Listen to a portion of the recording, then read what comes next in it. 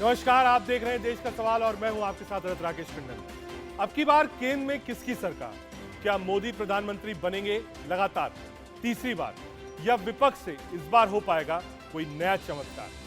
24 में लोकसभा चुनाव होने में साल भर से भी कम वक्त बचा है और सभी पार्टियां अपनी अपनी फील्डिंग सेट करने में लगी हुई है। पटना के बाद बेंगलुरु में विपक्ष की दूसरी बैठक के लिए विपक्षी नेताओं का जमावड़ा लगने लगा है। तो कल जब एक तरफ बेंगलुरु में विपक्ष की बैठक होगी, वहीं दूसरी तरफ एनडीए की भी दिल्ली में बैठक होगी। मतलब साफ है, दोनों गुट शक्ति प्रदर्शन करेंगे। 24 के लिए ताकत भी दिखाई जाएगी। जहां एक तरफ विपक्षी पार्टियों को दूसरी बैठक से पहले कई झटके लग चुके हैं, तो एनडीए का कुनबा धीरे धीरे बढ़ भी रहा है। 24 की रेस में किसकी क्या रणनीति होगी, किसका क्या एजेंडा होगा, किसकी क्या दिक्कतें हैं, सभी मुद्दों पर चर्चा होगी। लेकिन पहले कुछ राजनीतिक बयान। हमारे पास जो भी लोग हैं, वो लोग हमेशा हमारे साथ हैं। हम हमेशा पार्लियामेंट के वक्त भी मिलके काम करते हैं, बाहर भी मिलके काम करते हैं, और अब बेंगलुरु में भी सभी पार्टियां वहां पर आई है।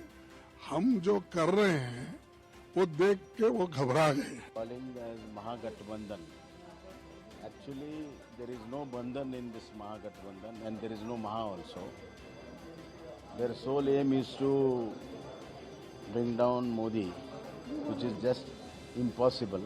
ये जो एक कुनबा है, जो ये एक लाइक माइंडेड पार्टीज का एक कुनबा बना है, आज ये देखकर भाजपा को नींद नहीं आ रही है। भाजपा डरी हुई है और कल की जो गतिविधियां हैं वो ये साफ कर रही हैं कि मोदी जी 2024 में वापस नहीं आ रहे हैं। स्वाभाविक है, लालू जी के बिना नीतीश जी का क्या रोल है?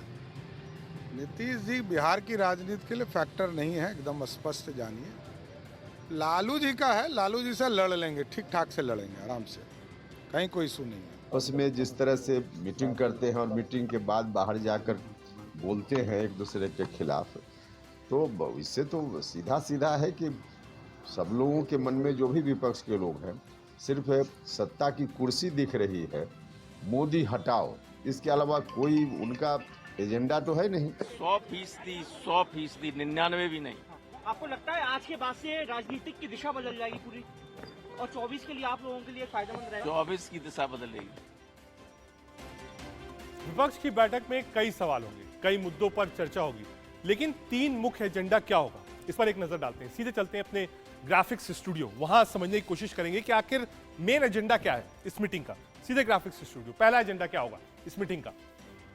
विपक्षी बैठक के 3 मुख्य एजेंडा है। पहला, लोकसभा चुनाव में विपक्ष की एकजुटता हो, यानी मिलकर लोकसभा चुनाव 24 का लड़ा जाए, बीजेपी के खिलाफ एक ही कैंडिडेट दिया जाए। यह पहला एजेंडा होगा कि सब लोग एक साथ आए। दूसरा क्या होगा? सीट शेयरिंग, सबसे बड़ा पेच यही है। केजरीवाल, नीतीश बाबू, अखिलेश यादव, ममता बनर्जी, सीट शेयरिंग का फॉर्मूला क्या हो, मुझे लगता है ये सबसे बड़ा बैरिकेड है विपक्षी एकता के लिए। तीसरा मुख्य एजेंडा क्या होगा? तीसरा एजेंडा होगा यूपीए का नया नाम क्या हो, यानी अभी तक यूपीए 1 था, 2004 से 9 तक, 9 से 14 तक यूपीए 2 था, जिसको हेड किया सोनिया गांधी ने, चेयरपर्सन थी, और अब एक नया नाम इस पूरे विपक्ष को दिया जाएगा। वो नाम क्या होगा? उम्मीद है आज शाम और कल सवेरे से पहले ये एक नया नाम आ जाएगा जो एनडीए के सामने लड़ाई लड़ेगा। सीधे अपने स्टूडियो चलते हैं, एक लंबा चौड़ा पैनल हमारे साथ होगा, लेकिन पैनल पे जाने से पहले एक बार देख लेते हैं देश का सवाल क्या है आज। जी हाँ, देश का सवाल क्या है? क्या बेंगलुरु की बैठक विपक्ष की फाइनल बैठक होगी? पहला। दूसरा, सबसे बड़ा सवाल यह है, एक सीट एक उम्मीदवार पर बात कैसे बनेगी? कल की तारीख ही एनडीए ने बैठक के लिए क्यों तय करी? ये सोचने वाली बात है। मौजूदा स्थिति में एनडीए मजबूत या विपक्षी पार्टियां? कल जो तस्वीरें होंगी, दोनों की तस्वीरें होंगी। एक लंबा चौड़ा पैनल हमारे साथ है। हमारे साथ राकेश त्रिपाठी जी, प्रवक्ता भारतीय जनता पार्टी की तरफ से जुड़ रहे हैं। सुरेंद्र सिंह राजपूत जी, प्रवक्ता कांग्रेस पार्टी की ओर से हैं। पवन शर्मा सर, प्रवक्ता आम आदमी पार्टी की ओर से हैं।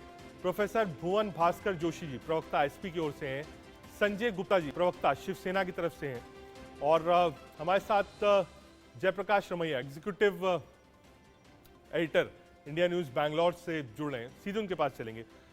जयप्रकाश, ये जो मीटिंग है, ये पहली मीटिंग पटना में थी, वहां पर होस्ट नीतीश बाबू थे। ये कांग्रेस गवर्न स्टेट है जहां कांग्रेस की सरकार है। हमने देखा बहुत सारे पोस्टर्स लगे हुए हैं। बॉडी लैंग्वेज क्या है जब लीडर्स वहां लैंड कर रहे हैं, जब उनका वेलकम हो रहा है, और एक एटमॉस्फेयर क्या है इस वक्त बेंगलुरु का, खासतौर से उस होटल का जहां सारे वीवीआईपीज रुके हुए हैं। रजत, ताज वेस्ट एंड में कल 11 बजे मीटिंग है और पहला मीटिंग जो है उसका एजेंडा तय होना है। और आज रात का जो डिनर है 7 बजे चीफ मिनिस्टर सिद्धरामैया होस्ट कर रहे हैं वो डिनर यहाँ पे ताज वेस्ट एंड होटल में। बहुत संख्या में यहाँ पे सिक्योरिटी रिंग है, 4 सिक्योरिटी रिंग है। ये तो पैरामीटर जो आप देख रहे हैं पहला पैरामीटर है जहाँ से वीआईपीज एंटर करेंगे। 5 5 स्टार होटल्स बुक किए हैं जहाँ पे ये सारे 24 जो दल है और राष्ट्रीय दल भी है, इनसे आम आदमी पार्टी भी है, सब यहाँ पे ठहरे हुए हैं। और 7 बजे वाली मीटिंग में कम से कम 16 से 17 लीडर्स आ रहे हैं इस डिनर के लिए, जहाँ पे एजेंडा तय होगा कि कल का मीटिंग का एजेंडा क्या होगा, जो 11 बजे शुरू होने वाला है इसी जगह पे। और मल्लिकार्जुन खड़गे, सोनिया गांधी, ममता बनर्जी, अखिलेश और स्टालिन, सीताराम येचुरी जैसे अन्य नेशनल लीडर्स अभी आ चुके हैं बैंगलोर। और अराउंड 7:15 यहाँ पे सब जमा होंगे। उसके बाद में डिनर है, सीएम भी यहाँ पे आ रहे हैं, विधानसभा सत्र चल रहा है और डीके शिव कुमार जो प्रदेश अध्यक्ष हैं ये इस बार सब कोऑर्डिनेट कर रहे हैं यहाँ पे। तो एक तरह से डिनर पर नजर रखिएगा जयप्रकाश जी, डिनर का मेन्यू क्या होगा, तब किसके साथ कौन बैठेगा, हम वापस आएंगे, अपडेट्स आपसे लेते हैं। फिलहाल के लिए बहुत शुक्रिया आपका। राकेश त्रिपाठी जी, सुरेंद्र राजपूत जी, पवन शर्मा जी और भुवन भास्कर जोशी जी हमारे साथ हैं। सुरेंद्र राजपूत जी, आपसे शुरू करना चाहूंगा। बड़ी टेढ़ी की रही है विपक्ष को एकजुट करना। आम आदमी पार्टी ने देखिए साहब टिकट तभी कटाया जब आप ऑर्डिनेंस पे मान गए। स्टेट इकाई मना करती रही कि साहब मत जाइए, लेकिन उसके बाद भी फैसला लिया गया। 2-3 मूलभूत पॉइंट्स जो आपको लगता है कि ये जो बैठक हो रही है बेंगलुरु के अंदर, इसमें डिस्कस होगा, चाहे वो आइडियोलॉजिकल पे हो, एजेंडा फ्रेमवर्क हो, कॉमन मिनिमम प्रोग्राम हो, क्या एक ही कैंडिडेट लड़ेगा बीजेपी खिलाफ, जिसकी बहुत ज्यादा चर्चा है। सुरेंद्र जी। रजत भाई, अपनी बात शुरू करने से पहले 4 लाइनें मैं आपसे गुजारिश करूंगा कि आप अपने दर्शकों को सुना दें। राकेश जी के लिए विशेष रूप से, चूंकि भाजपा के मोदी जी को ये पहुंचा देंगे। इसमें शुरुआत कुछ ऐसे है कि कुछ लोग तुम्हें समझाएंगे, वो तुमको खौफ दिखाएंगे, जो है वो भी खो सकता है, इस राह में रहजन है इतने, कुछ और यहां हो सकता है। क्या बात। पर तुम जिस लम्हे में जिंदा हो, ये लम्हा तुम में जिंदा है, ये वक्त नहीं फिर आएगा, तुम अपनी करनी कर बैठो, जो होगा देखा जाएगा। हम भारतीय जनता पार्टी के और इसकी सरकार के, इसकी ईडी के, इसके सीबीआई के, इसके इनकम टैक्स के खौफ में नहीं रह सकते। जो होगा वो देखा जाएगा। हम आज की डेट में जनता के लिए, आवाम के लिए, लोकतंत्र को बचाने के लिए, संवैधानिक प्रक्रियाओं को बचाने के लिए, संवैधानिक संस्थानों को बचाने के लिए हम एक हो रहे हैं। हमारे अंदर मतभेद भी हैं, बिल्कुल सही कहा आपने कि हमारी लोकल यूनिट्स हैं, बिल्कुल, और हम अपनी लोकल यूनिट्स का पूरा सम्मान कर रहे हैं, लेकिन उसके साथ साथ हम संविधान का भी सम्मान कर रहे हैं। हमने डे फर्स्ट से कहा था, आप पार्टी से सहित पूरे देश से कहा था कि हम गैर संवैधानिक काम कोई राज्यसभा में नहीं होने देंगे। हम अपनी ताकत से अपना पूरा काम करेंगे, हम गैर संवैधानिक काम नहीं होने देंगे। हम अपने उस स्टैंड पर कायम हैं। बहुत साफ सी बात है, इससे ज्यादा हमें नहीं कहना। लेकिन मैं आपको फिर इसके बाद बता दूं कि हम लोग तो कमजोर हैं, भारतीय जनता पार्टी वाले तो बहुत मजबूत है, 303 है उनके गठबंधन में 350 से ऊपर सांसद है, ऐसा कहते हैं वो। तो हम लोग तो भाई दलित हैं, आदिवासी, अल्पसंख्यक हैं, पिछड़े हैं, गरीब हैं, गुरबा हैं, बेरोजगार हैं, महिलाएं हैं, कोल है, नील है, नल है, भील है, हम सारे लोगों को इकट्ठा करके हम मायावी सेना से लड़ने जा रहे हैं। लेकिन ये मजबूत लोग क्यों इकट्ठे हो रहे हैं, 30-30 दल क्यों इकट्ठा कर रहे हैं, और दल भी ऐसा बना रहे हैं जैसे रामविलास पासवान की पार्टी को 2 भागों में तोड़ लिया, एक चचा की, एक भतीजे की, एक चिराग पासवान की और एक पशुपति पारस की, 2 दल हो गए। ठीक, एक शंकर माझी साहब है हमारे बिहार वाले। तो इस तरीके के दलों को ला करके आपका कहना है कि भाई विपक्ष तो कमजोर था, आप लोग एक हो रहे हैं, जो शक्ति थी बीजेपी के अंदर, अपने सबसे आप कह सकते हैं अच्छे दौर में बीजेपी है, उसको अलायंस पार्टनर्स की जरूरत क्यों पड़ी? ठीक है राकेश जी, यही सवाल है आपसे। हाँ, एक छोटी सी बात और मैं, क्योंकि राकेश जी को जवाब देने में आसानी हो जाएगी। ठीक, और हमें उम्मीद है राकेश जी पूरी बात का गंभीरता से जवाब देंगे, भले इंसान है लखनऊ के। तो दूसरी बात, अब तक आप कहते थे हमारी पार्टी विद द डिफरेंस है, हम परिवारवाद के खिलाफ है, हम भ्रष्टाचार के खिलाफ है। 70,000 करोड़ का भ्रष्टाचार का आरोप नरेंद्र मोदी जिस पर लगाते हैं, उस अजीत पवार को आप मंत्री बना देते हैं और उसके बाद खजाना भी उसी को दे देते हैं। महाराष्ट्र का खजाना यानी वित्त मंत्री अजीत पवार है, जिसको 3 दिन पहले 70,000 करोड़ का आरोपी बता रहे थे। जिस हसन मुशर्रफ को ये लोग कह रहे थे कि आर्थिक अपराधी है, उसकी शुगर मिल ये है, उसका परिवारवाद में ये इस पे सेकंड पार्ट में आऊं। सुरेंद्र जी, मैं ये वाला जो पार्ट है, जो पार्टियां शिवसेना, एनसीपी, एलजेपी टूटी है, इसको सेकंड पार्ट में रखते हैं। पहला पार्ट अलायंस पर, राकेश त्रिपाठी, जब सबसे मजबूत दौर पे आप हैं, तो आपको अलायंसेस की जरूरत क्यों पड़ रही है? पहला। दूसरा, जो विपक्ष की एकजुटता है 23 दलों की, उसको कैसे देखते हैं आप? देखिए रजत जी, गठबंधन मौजूदा दौर की राजनीति की एक ऐसी कड़वी सच्चाई है जिससे कोई मुंह नहीं मोड़ सकता है। हमने देखा है कि इस देश में गठबंधन की राजनीति का जिस तरह से प्रारंभ हुआ और धीरे धीरे करके गठबंधन की राजनीति एक सत्य बन गई जिसको सबको स्वीकार करना पड़ा। बिना गठबंधन के कोई सरकार नहीं बन सकती, नहीं चल सकती, ऐसा हमने देखा है पिछले वर्षों में। भारतीय जनता पार्टी तो अकेले दम पर बहुमत के लिए सांसद अकेले जीत करके आई थी, बावजूद इसके हमने अपने गठबंधन धर्म का पालन किया। राष्ट्रीय जनतांत्रिक गठबंधन जो भारतीय जनता पार्टी के नेतृत्व में चल रहा था, उस राष्ट्रीय जनतांत्रिक गठबंधन के गठबंधन पार्टनर्स को भी हम मंत्रालय लेकर में साथ लेकर के आए, सरकार में हमने हिस्सेदारी देने का काम किया। मनप्रिया पटेल जी को भी मंत्री बनाया। हमने अपने पूरे गठबंधन के सहयोगों को साथ में लेकर के चले और गठबंधन धर्म का पालन करने में भाजपा इसलिए ज्यादा और लोगों की तुलना में विश्वसनीय है कि भाजपा के साथ जो गठबंधन हुए हैं वो दशकों तक साथ चले हैं। दशकों तक शिवसेना हमारी पार्टनर रही है, दशकों तक जेडीयू हमारे साथ पार्टनर रहा है। कांग्रेस पार्टी इस मामले में, गठबंधन के मामले में बहुत विश्वसनीय नहीं है। जो भी गठबंधन हुए हैं वो बहुत अवसरवाद के आधार पर हुए हैं, उनमें कोई वैचारिक साम्यता नहीं रही है। भारतीय जनता पार्टी का जो गठबंधन राष्ट्रीय जनतांत्रिक गठबंधन बना, ये वैचारिक साम्यता के आधार पर रहा है। और यही कारण है कि आज शिवसेना जो एकनाथ शिंदे जी के नेतृत्व में है, वो उसी वैचारिक साम्यता के आधार पर फिर एनडीए का हिस्सा है, फिर राष्ट्रीय जनतांत्रिक गठबंधन में साथ। ठीक है, मैं पॉइंट, लेकिन शरद पवार जी की जो एनसीपी में और क्रॉस क्वेश्चन, आपने कहा गठबंधन जरूरी है, मान गया, लेकिन जब प्राइम मिनिस्टर जी कहते हैं राज्यसभा में एक अकेला सब पर भारी, और प्राइम मिनिस्टर के नाम पर वोट भी है, आप देखिए, मुझे कहने में कोई हर्ज नहीं, एक बेस वोट है बीजेपी के अलावा जो प्रधानमंत्री नरेंद्र मोदी का है, वो बेस वोट है। उसके बाद भी अगर आप राजभर साहब को ले रहे हैं, आप तो उत्तर प्रदेश से ही आते हैं राकेश जी, कितने जिले में राजभर जी का वोट है आप बता दीजिए, कितने जिलों में?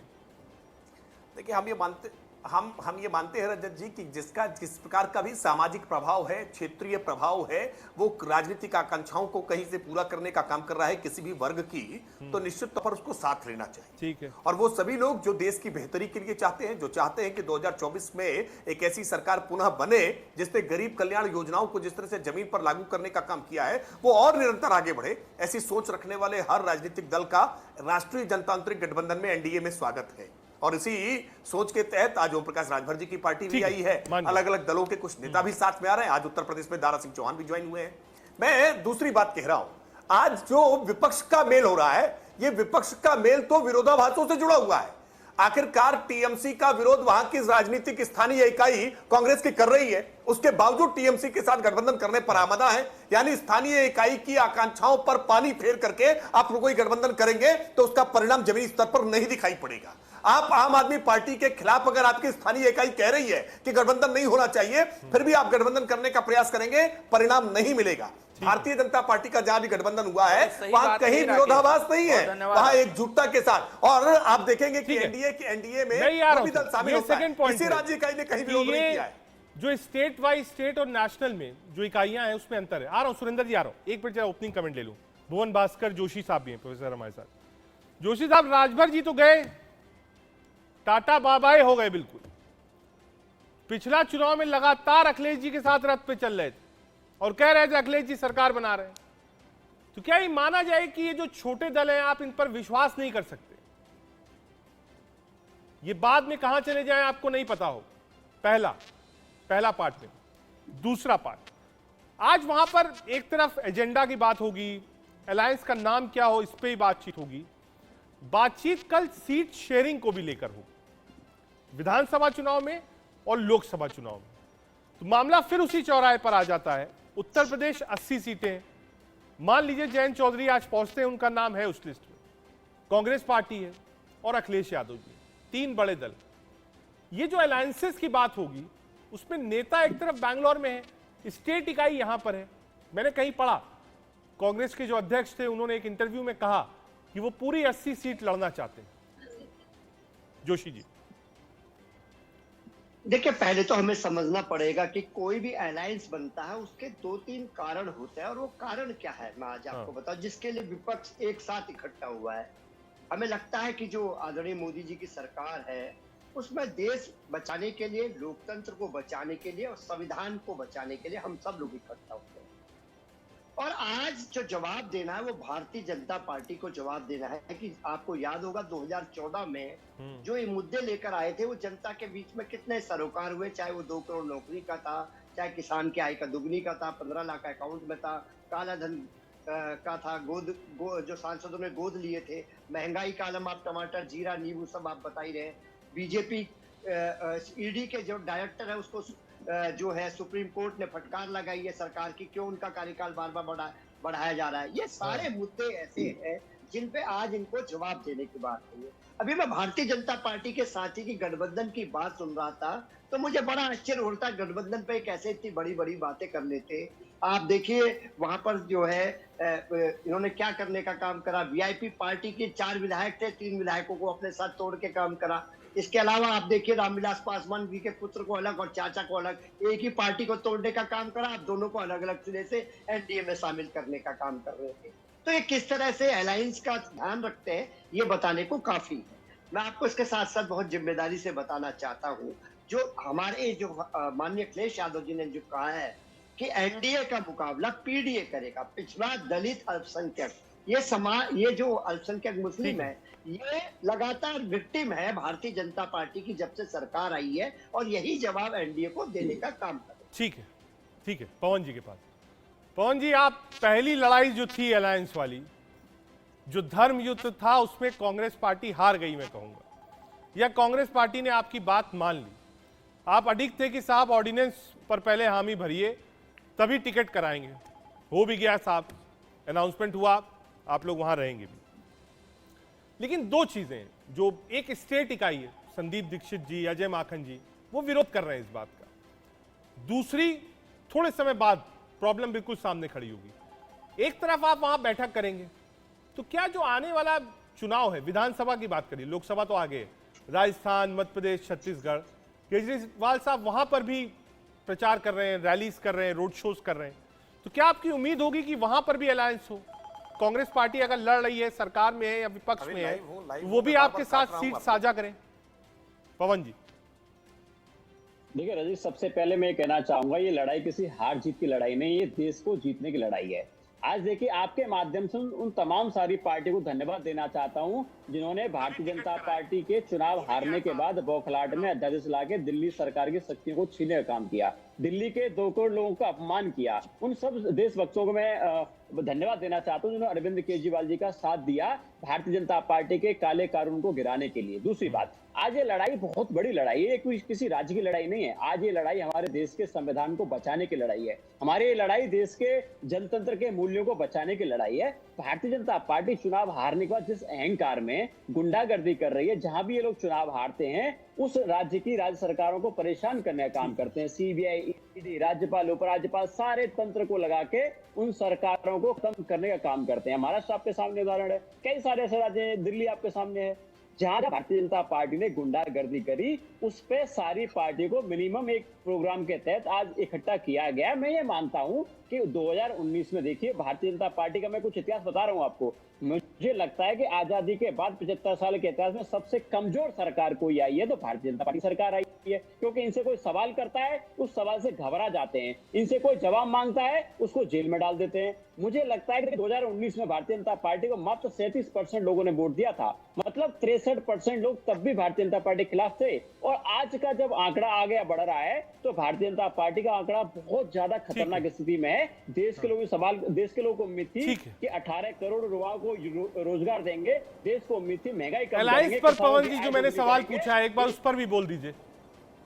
मैं उस पर आ रहा हूं। तो आज के दौर में भारतीय जनता पार्टी सबसे कमजोर सरकार मानी जाती है, क्योंकि 2018 में जब इनकी कम से कम 21 राज्यों में सरकार थी और आज मात्र 14-15 राज्यों में सरकार बची है, तो इससे यह प्रतीत होता है कि इनका जनाधार खिसक रहा है। और बात रही अलायंस की, तो अब मैं ये मानता हूं कि सारी पार्टियों को इस पर सोचना पड़ेगा और आज इसी बैठक में तय होगा। ये तो हालांकि बैठक के बाद पता चलेगा क्या तय हुआ, लेकिन अब ये तय करना पड़ेगा कि जो पार्टी अहंकार में गुंडागर्दी कर रही है, संविधान को खत्म कर रही है, आप अलायंस के लिए तैयार हैं? पवन जी, आप अलायंस के लिए तैयार हैं? देखिए जी, मैं ये मानता हूं कि अभी मीटिंग चल रही है, मीटिंग से पहले उसका निष्कर्ष बता देना मुझे लगता है थोड़ी बेईमानी हम इंतजार करेंगे। पर आज ये समझना पड़ेगा दो लोगों ने आरोप लगाया, एक तो भुवन भास्कर जोशी साहब ने कहा है कि आप अलायंस की बात करते हैं, वीआईपी पार्टी थी, उनके विधायक आपने तोड़ दिए, अकाली आपके साथ था, आपके साथ नहीं, टीडीपी आपके साथ था, आपके साथ नहीं, शिवसेना आपकी ट्रेडिशनल पार्टनर थी, आपके साथ नहीं, चिराग पासवान जी की पार्टी थी, आपने 2 हिस्सों में डाल दिया। कहा कौन विश्वास करेगा? यह आरोप है जोशी जी का। देखिए, जोशी जी ने कहा कि देश का संविधान खतरे में है, लोकतंत्र खतरे में है, देश खतरे में है। सच ये है कि इन पार्टियों का अस्तित्व खतरे में है। ये भारतीय जनता पार्टी पर दोषारोपण करने का काम कर रहे हैं। ये सच बताए ना कि शिवपाल सिंह यादव क्यों आखिरकार समाजवादी पार्टी को छोड़ करके गए थे और नई पार्टी के बनाई थी? क्या भाजपा ने बनवा दी थी क्या? खुलासा कर दीजिए, बता दीजिए कि शिवपाल सिंह यादव भाजपा के इशारे पर नाच रहे थे, भाजपा ने उनसे पार्टी तोड़वा देने का काम किया था। कह दीजिए। आरोप लगाना है तो ये भी लगा दीजिए, आरोप लगाना है तो लगा दीजिए ना कि शरद पवार जी ने एनसीपी बनाई थी सोनिया जी के विदेशी मूल के मुद्दे पर, भाजपा के कहने पर छोड़ करके गए थे। आरोप लगाना है तो लगा दीजिए आज कि टीएमसी ममता बनर्जी ने भाजपा के कहने पर बनाई थी, कांग्रेस को छोड़ करके गए थे। इतनी बार पार्टियां टूटी हैं, बार बार खंड खंड टूटी हैं, अब भाजपा पर दोषारोपण करने का काम कर रहे हैं। और आप कह रहे हैं कि भारतीय जनता पार्टी को छोड़कर चली गई। शिवसेना की जो विचारधारा थी, उस विचारधारा से उद्धव ठाकरे ने समझौता करने का काम किया। जिस कांग्रेस का विरोध आजीवन बाल ठाकरे करते रहे, उस कांग्रेस के साथ जाकर के बैठ गए, गलबहियां कर ली केवल सत्ता में आने के लिए। और इसी वजह से आज शिवसेना के जो मौलिक कार्यकर्ता थे, जो विचार से जुड़े हुए कार्यकर्ता थे, वो सब छोड़ करके शिवसेना आए। आज शिवसेना, वास्तविक शिवसेना भाजपा के साथ है। ठीक है, दूसरा पार्ट में इस सवाल का सुरेंद्र राजपूत जी सुनिएगा इसको ध्यान से। 18 तारीख कल ये पहले से डिसाइड था कि अपोजिशन की बैठक होगी। बीजेपी एनडीए ने भी 18 तारीख का दिन क्यों चुना? क्या ये माना जाए कि ये जो 24 वाला चुनाव है, ये इंडिविजुअल कोई नहीं जीत रहा है, इसलिए लोग दिखाना चाहते हैं कि कितने दल साथ में हैं, कितने चेहरे साथ में हैं, कितने क्षेत्रीय छत्रप साथ में हैं, और साथ ही साथ जो जाति समीकरण है वो किसके पास बड़ा है? क्या इसकी लड़ाई है? और कल यानी 24 के लिए कल की जो तस्वीर होगी, जहां ज्यादा दल, ज्यादा चेहरे होंगे, उसको कुछ फायदा भी मिलेगा आने वाले समय में। नहीं, देखिए रजत जी, भारतीय जनता पार्टी की यह बैठक पहले से निर्धारित है। कोई यूपीए का इस गठबंधन की बैठक की डेट देख करके हमने तय करने का काम नहीं किया है। राष्ट्रीय जनतांत्रिक गठबंधन पहले से बना हुआ गठबंधन है। इनका गठबंधन जरूर, यूपीए जो उल्टा पुल्टा अलायंस है, वो जरूर कई बार टूटता बिखरता हुआ और वैचारिक अपनी प्रतिबद्धताओं से जूझता हुआ दिखाई पड़ता है। भारतीय जनता पार्टी का पूरा गठबंधन एकजुट है, पहले से बैठक तय थी और इसमें कोई कंफ्यूजन नहीं है। नेता तय है, नीति तय है, नियत तय है, लेकिन विपक्ष में आज नेता तय नहीं है, कोई नीति तय नहीं है और नियत सबकी एक है कि किसी भी तरह से हमको नरेंद्र मोदी जी से बचाओ। सच्चाई है, अभी कह रहे थे सुरेंद्र राजपूत जी की ईडी से डराते हैं, इनकम टैक्स से डराते हैं। मैं आपके देख रहे दर्शकों से पूछ रहा हूं, क्या आपका कोई दर्शक इनकम टैक्स से डरता है क्या? अगर आपने इनकम में कोई चोरी नहीं की है, कोई टैक्स की चोरी नहीं की है आपने, तो आपको इनकम टैक्स से डरने की जरूरत नहीं है। अगर आपने किसी प्रकार का कोई आर्थिक भ्रष्टाचार, कदाचार नहीं किया है, तो आपको ईडी से डरने की जरूरत नहीं है। ईडी और इनकम टैक्स वाली बात कही है राकेश जी, इस पर विपक्ष एक मत होकर एक बात कहता है। कहा साहब एनसीपी के खिलाफ तो बहुत बोला बीजेपी ने, करप्ट है, जैसे जैसे हाथ चलता है, जैसे जैसे सुई चलती है घड़ी की, वैसे वैसे हाथ चलता है। क्या जरूरत थी? आपके पास आंकड़े पूरे थे, कोई आंकड़ों की कमी तो थी नहीं आपके पास, मैजिक नंबर आपका पूरा था। फिर अजीत दादा पवार को एनसीपी में स्प्लिट कराने की जरूरत क्यों पड़ी? और अगर स्प्लिट हुआ भी, मान लीजिए, मैं कहता हूं स्प्लिट हो सकता है जैसा आपने कहा, तो स्प्लिट होने के बाद सरकार में शामिल क्यों कराया अगर वो लोग इतने करप्ट थे तो?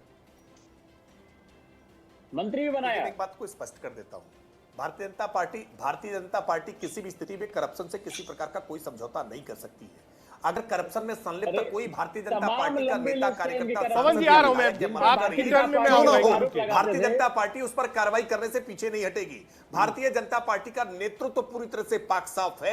हम किसी स्थिति में किसी भ्रष्टाचारी को कोई शेल्टर नहीं देने वाले। मैं सवाल पूछ रहा हूं आज ये विपक्ष में बैठे हुए मेरे साथियों से, ये अजीत पवार को स्वयं भ्रष्टाचारी मानते हैं क्या? और अजीत पवार भ्रष्टाचारी आज हो गए तो कल भ्रष्टाचारी क्यों नहीं थे इनके लिए? ये सुरेंद्र राजपूत जवाब दे कि अजीत पवार जो कल तक ये बात बहुत क्लियरिटी के साथ राकेश त्रिपाठी जी कह रहे हैं। आ रहा हूं पवन जी, आ रहा हूं, एक मिनट। सुरेंद्र राजपूत जी वो कह रहे हैं साहब हमारी बैठक तो पहले से तय थी, पहला। दूसरा, कोशिश यही होगी एनडीए की कि जो पिक्चर दिखाई जाएगी कल वो ज्यादा दलों की हो, मतलब भले ही एक दल ज्यादा हो लेकिन आपसे बड़ा हो, तो जो कल की पिक्चर होगी दोनों तरफ की, क्या वो पावर पिक्चर माना जाए 24 के लिए? और उससे कई चीजें लोगों के भीतर सोचने को मजबूर होंगी कि हाँ, कितने दल किसके साथ हैं, कितने बड़े नेता किस तरफ हैं। क्या ये एक लड़ाई होगी दलों को एकजुट करने की कल? रजत भाई कहते ना कि दोनों ही पक्ष आए हैं तैयारियों के साथ, हम गर्दनों के साथ हैं, वो आरियों के साथ। तो हमारे पास गर्दनें हैं, बेंगलोर में आपको गर्दन दिखाई देंगी और दिल्ली में आपको आरियां दिखाई देंगी। जिम्मेवारी से कह रहा हूं, जैसे अभी राकेश जी ने कहा कि भाई क्या नाम लोकतंत्र खतरे में नहीं है, भाजपा को नहीं खतरे में लग रहा है।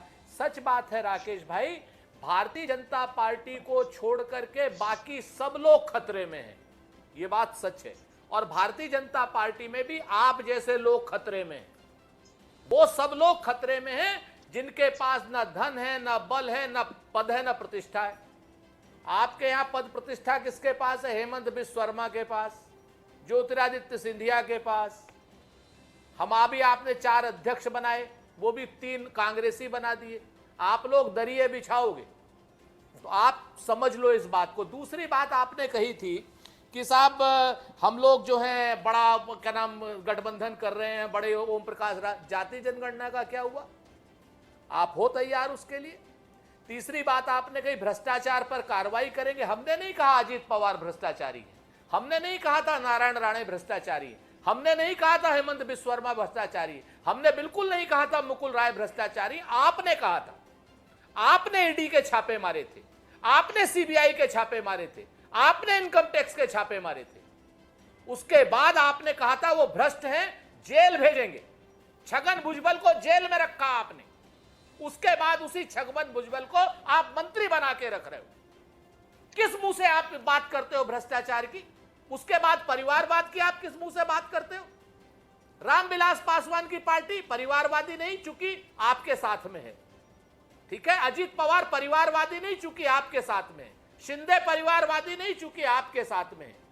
अनुप्रिया पटेल परिवारवादी नहीं, क्योंकि आपके साथ में है। ओम प्रकाश राजभर परिवारवादी नहीं, चूंकि आपके साथ में है। निषाद पार्टी परिवारवादी नहीं, चूंकि आपके साथ में।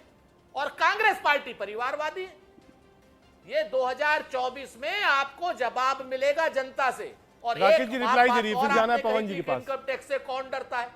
सुन लीजिए, मतलब देखिए हम तो शांति से सुनते रहते हैं। इनकम टैक्स से कौन डरता है? जनता से पूछ लीजिए।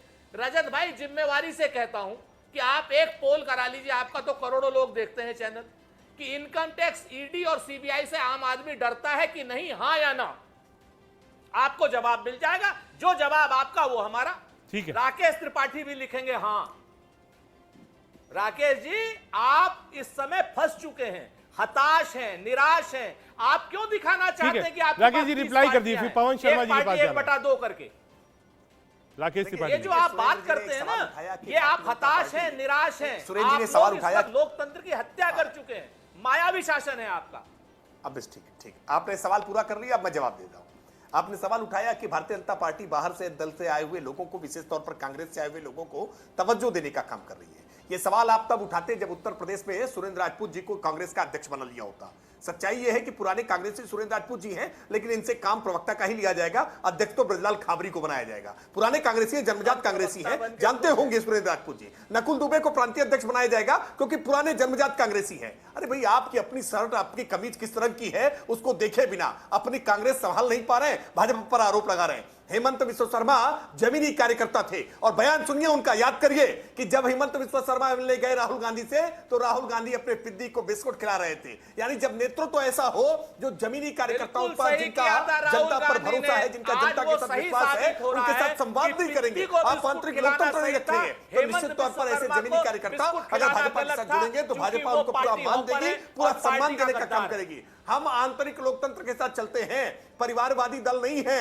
जहां विरासत के आधार पर सियासत तय हो जाती हो कि किस गर्भ से व्यक्ति जन्मा है उसके आधार पर ही पार्टी का अध्यक्ष तय हो जाएगा, उसके आधार पर पार्टी का नेतृत्व तय हो जाएगा। भारतीय जनता पार्टी इस तरह का दल नहीं है। और आप विश्वास मानिए, आज देश में टैक्स पेयर्स की संख्या बढ़ी है, देश के नागरिकों में विश्वास बढ़ा है कि हमारा एक एक पैसा आज देश की भलाई के लिए लगेगा, देश के लिए ईमानदारी से लगेगा। आज जब 1 रुपया केंद्र से चलता है ना तो 85 पैसा भ्रष्टाचार की भेंट नहीं चढ़ता। जैसी बेशर्म स्वीकारोक्ति राजीव गांधी जी ने की, ऐसी कोई स्वीकारोक्ति करने की जरूरत नहीं। 1 रुपया चलता है तो 1 रुपया खाते तक पहुंचता है। आज हमने ये डिलीवर करने का काम किया है, इसलिए जनता टैक्स बढ़ा करके देने का काम कर रही है। सुरेंद्र जी,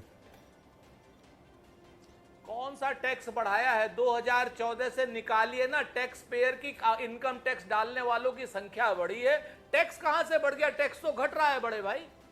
आप पता वही नहीं तो बता रहा किस हूं, दुनिया इनकम में टैक्स देने वालों की आ रहा संख्या हूं, बढ़ी एक ना। बार पवन आप शर्मा तो जी के पास सुनिए जाना ना। आ रहा हूं, आप सुरेंद्र जी आ बोलिए। रहा हूं, 1 मिनट रुकिएगा पवन शर्मा जी के बोलिए पास। मत। पवन जी आ रहा हूं, सुरेंद्र जी 1 मिनट ये रुकिएगा, आप थेथराई मत करो। 1 मिनट रुकिए। राकेश जी 1 मिनट, बहुत, क्योंकि फिर ये दो ही लोगों के बीच में हो जाएगा। आज अलायंसेस की बात है। पवन शर्मा जी के पास। पवन जी, मैं चाहता हूं थोड़ी देर के लिए बीजेपी को आप अलग रख दीजिए, एनडीए को अलग रख दीजिए। मान लीजिए विपक्षी एकता होती है, पंजाब और दिल्ली 2 जगह आपकी सरकारें हैं, विधायक है, दिल्ली में एक भी सांसद नहीं है, पंजाब में आपके सांसद हैं, लोकसभा के और राज्यसभा के, गुजरात में आपने चुनाव लड़ा है, राजस्थान में आप कैंपेन कर रहे हैं। आम आदमी पार्टी अगर इस बड़े अलायंस में अपोजिशन की जाती है तो उसकी 3 बड़ी अपेक्षाएं अलायंसेस से, अलायंस पार्टनर से और पॉलिटिकल आउटफिट से क्या होगी? देखिए, इसमें 2 सवाल हैं, उसके 2 जवाब हैं। पहला ये, मुझे लगता है कि ये मीटिंग के बाद का निष्कर्ष है, लेकिन इसका उदाहरण आपके सामने ये है कि 1977 में इंदिरा गांधी जी की सरकार थी और वो सरकार की 1 मिनट माफी के साथ रोक रहा हूं पवन जी, बिल्कुल माफी के साथ रोक रहा हूं। बीजेपी अध्यक्ष जेपी नड्डा जी कुछ कह रहे हैं, एक बार सुनते हैं। 9 साल के अंदर गुड गवर्नेंस के कार्य को और नीतियों को और स्कीम्स को और उसके टूल्स को वो कैसे बढ़े और कैसे हम गुड गवर्नेंस दे सके, इसके बहुत ही सफल प्रयास हुए और यह एक सतत प्रक्रिया है। It is a continuous process और कंटिन्यूअस प्रोसेस के साथ साथ गुड गवर्नेंस का जिसे हम कहते हैं कि फिनिश्ड प्रोडक्ट और अच्छा कैसे हो सकता है और उसके लिए बेटरमेंट के लिए जो इंटरवेंशंस की ज़रूरत होती है, उसके प्रति एनडीए की गवर्नमेंट हमेशा सजग रही है। आज मैं आपके साथ ये शेयर कर सकता हूं कि डायरेक्ट बेनिफिट ट्रांसफ़र में 28 लाख करोड़ रुपए have been directly transferred to the beneficiaries right into their accounts, and still we are trying to see to it. We have been able to block check the leakage of 4 to 5 lakh crores जो leakage का scope था। उसी तरीके से अगर हम देखें, digital tools का उपयोग बहुत बड़ी मात्रा में गवर्नेंस में बढ़ा है, जिसके कारण एक पारदर्शिता, ट्रांसपेरेंसी, उसको हम लोगों ने आगे बढ़ाया है। जब हम एम्पावरमेंट ऑफ द पीपल कहते हैं तो वह भी 9 साल के अंदर फोकस्ड हुई है और वो एक तरीके से तयशुदा तरीके से सभी सेक्शंस ऑफ द सोसाइटी को एड्रेस करने के लिए की गई है। गांव, गरीब। बड़ी खबर आपको बता दें, इस वक्त की बड़ी खबर है, बीजेपी अध्यक्ष जेपी नड्डा जी ने कहा है कि कल एनडीए की बैठक में 38 दल हिस्सा लेंगे। मैं इसी की बात कर रहा था कि कल शो ऑफ स्ट्रेंथ होगा। सीधे सबसे पहले सुरेंद्र राजपूत जी, पवन जी आ रहा हूं क्योंकि ये मामला आ गया, फिर तुरंत आपके पास आता हूं। 38 दल जा रहे हैं, 23 उधर है बेंगलुरु में, 38 दिल्ली में रहेंगे। आ गया। बिल्कुल सही कहा आपने, एकदम। एक दल मुख्तार अंसारी के बेटे का भी है, ओम प्रकाश राजभर जिसके अध्यक्ष हैं, वो भी है। एक दल अजीत पवार का भी है, जो 70,000 करोड़ का आरोपी है। एक दल एकनाथ शिंदे का भी है, जो खुद ही परेशान है।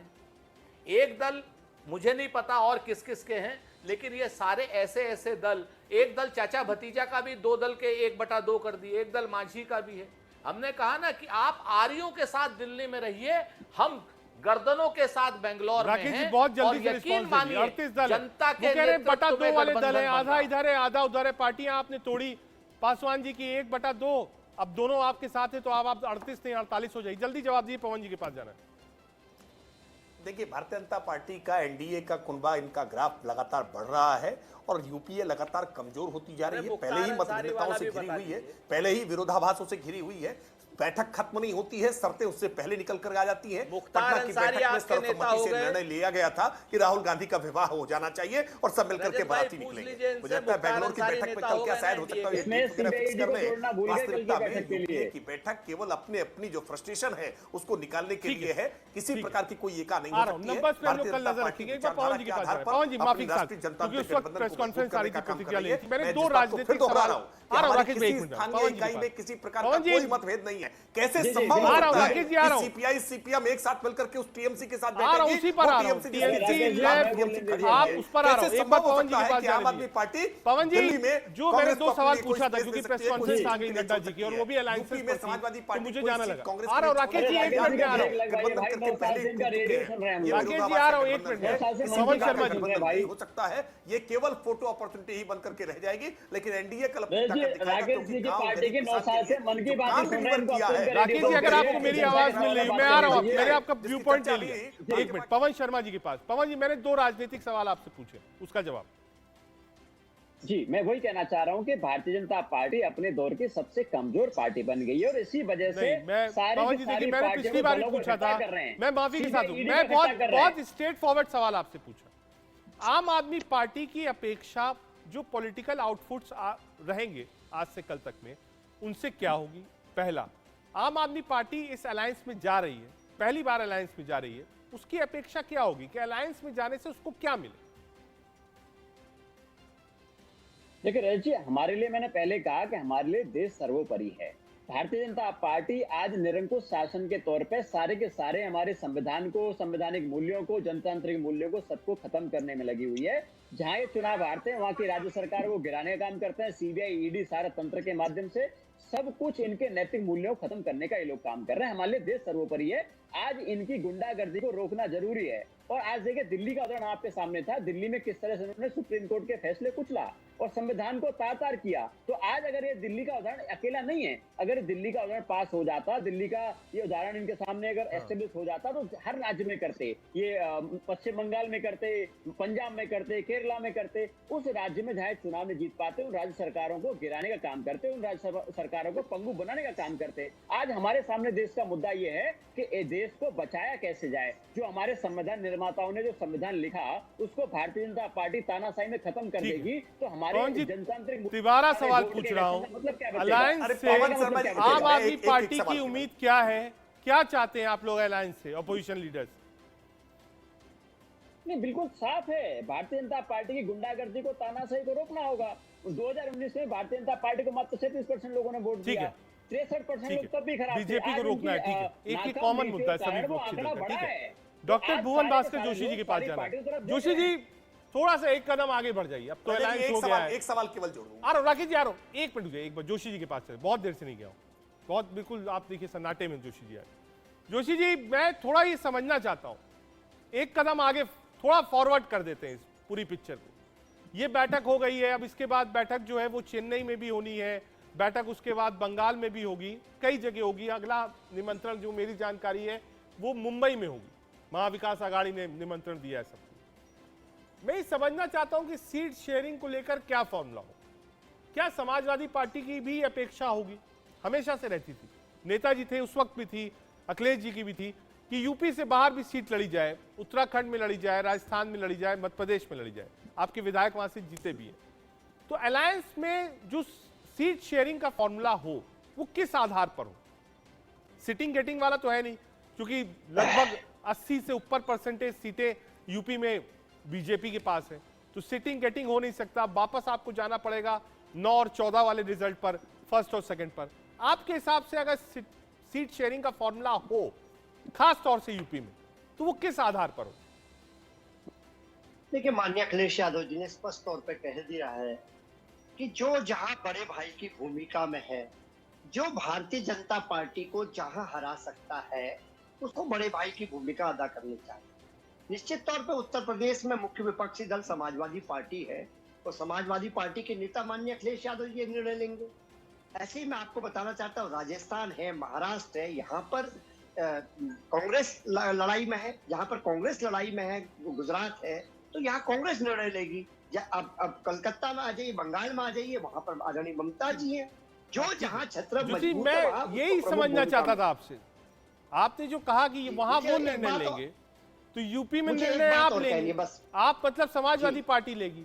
मैं कह रहा हूं उसका खाका कैसे होना चाहिए। मैं ये नहीं पूछ रहा हूं कि नहीं साहब आप डेफिनेशन बता दीजिए कि पॉलिसी क्या है, कैसे बातचीत हो, अगर बातचीत हो तो कैसे हो, किस आधार पर हो, किन तर्कों पर हो? देखिए, मैं वही बताना चाहता हूँ। देखिए, आज वहाँ का जब विधानसभा का परिणाम आया, किसकी क्या स्थिति है, किसी से छुपी नहीं है। वहाँ पर जो मुख्य विपक्षी दल है, हमारी और भाजपा की लड़ाई है। निश्चित तौर पे हमारे नेता जो निर्णय लेंगे, उसी के अनुसार जिसका जो बनेगा उसको सीट मिलेगी। लेकिन मुझे एक बात कहनी है, क्योंकि आज मुझे सबसे कम मौका मिला है, मुझे तो लगता है कि 140 करोड़ भारतीय लोगों को तो इन्होंने ठगा लिया भारतीय जनता पार्टी ने। लेकिन मुझे याद आ जा रहा है 2014 में माननीय प्रधानमंत्री जी जब आए थे, तो उन्होंने क्या कहा था, ना मुझे यहाँ किसी ने भेजा है, ना मैं यहाँ आया हूँ, मुझे माँ गंगा ने बुलाया है। आज उस माँ गंगा को भी ठगने का काम भारतीय जनता पार्टी ने करा। इनका नमामि गंगे जो योजना टोटल वो भ्रष्टाचार की भेंट चढ़ गया है। ये आंकड़े सरकारी बताने को काफी है। ठीक है, ठीक है, क्योंकि आपने वो कहा। राकेश जी आ रहा हूँ, जय सुरेंद्र राजपूत जी के पास। सुरेंद्र जी देखिए, बहुत दबी जुबान में जोशी जी ने कई चीज बहुत स्पष्टता के साथ आपको बता दी। कहा भाई महाराष्ट्र में आप बड़े भाई हैं, मध्य प्रदेश में बड़े भाई हैं, हैसियत देखिए बहुत आराम से समझाया है जोशी जी ने, बहुत आराम से कहा जहां जहां आप बड़े भाई हो वहां देख लो। यूपी में कौन बड़ा है, कहा जो विधानसभा के रिजल्ट आए थे वो देख लीजिए, लोकसभा के पिछले रिजल्ट है वो देख लीजिए। यानी वो बिल्कुल आईना आपको दिखा रहे हैं कि साहब देख लीजिए आपके पास क्या है, उसके बाद बताइएगा आपको हमको क्या देना चाहिए। बहुत सही बात कही आपने रजत भाई, धन्यवाद ज्ञापित करता हूं आपका इस प्रश्न के लिए। कश्मीर से लेकर कन्याकुमारी तक और पोरबंदर से लेकर अरुणाचल तक कांग्रेस सार्वदेशिक रूप से भारतीय जनता पार्टी के सामने बिल्कुल चट्टान की तरीके से खड़ी है, नंबर 1। नंबर 2, जिन जिन जगहों पे क्षेत्रीय दल हैं, हमारे साथी हैं, हमारे रीजनल फोर्सेस हैं, उनका पूरे सम्मान के साथ हम उन लोगों से पूरी बात करेंगे। जहां जहां पर भी जिस की भी जो ताकत है, जहां हमें छोटा बनना होगा वहां छोटा बनने के लिए तैयार है, जहां हमें बराबर का बनना होगा बराबर के लिए बनने के लिए तैयार है, और जहां हमें बड़ा बनना होगा हम अपने बड़े की भी भूमिका निभाने के लिए कॉम्प्रोमाइज करने के लिए राजनीति से बहुत कम वक्त, एक मिनट राकेश तिवारी जी, अपने कांग्रेस भी कह रही है जहां कॉम्प्रोमाइज हो सकता है वहां कॉम्प्रोमाइज करने को बिल्कुल तैयार है। ये भाजपा के अहंकार के खिलाफ लड़ाई है। राकेश त्रिपाठी जी, नहीं, वास्तविकता में आपके अस्तित्व की लड़ाई है। सच ये है, मैं पवन शर्मा जी को भी सुना, उन्होंने कहा कि आज भारत का संविधान खतरे में है, अपने पार्टी के संविधान की बात कर देते पवन शर्मा जी तो बेहतर होता। अरविंद केजरीवाल शपथ लेकर के आए थे कि गाड़ी नहीं लूंगा, बंगला नहीं लूंगा, एक करके क्या हुआ, सारे संविधान के धज्जियां अपनी पार्टी की उड़ा दी आपने। इसलिए देश के संविधान की बात मत करिए, अपने पार्टी का संविधान देखिए। ठीक है, सच्चाई ये है कि आज थोड़ी कमी है, माफी के साथ आपसे बहुत शुक्रिया आप तमाम मेहमानों का, आप आए और आपने हिस्सा लिया देश का सवाल में। कोशिश ये थी समझे कि आज लगभग 80% विपक्ष के नेता बेंगलुरु पहुंच चुके हैं, शाम को डिनर भी, कल एनडीए की भी बैठक है और यूपीए जिसका एक नया नाम तय होगा, यानी विपक्षी पार्टियों का, वो भी होगा कल ही। 23 दल विपक्ष के पास हैं। अभी आपने सुना नड्डा साहब को, उन्होंने कहा लगभग 38 दल कल आ सकते हैं एनडीए की बैठक, यानी कल का दिन बहुत दिलचस्प होगा राजनीतिक रूप से, आप देखते रहिए।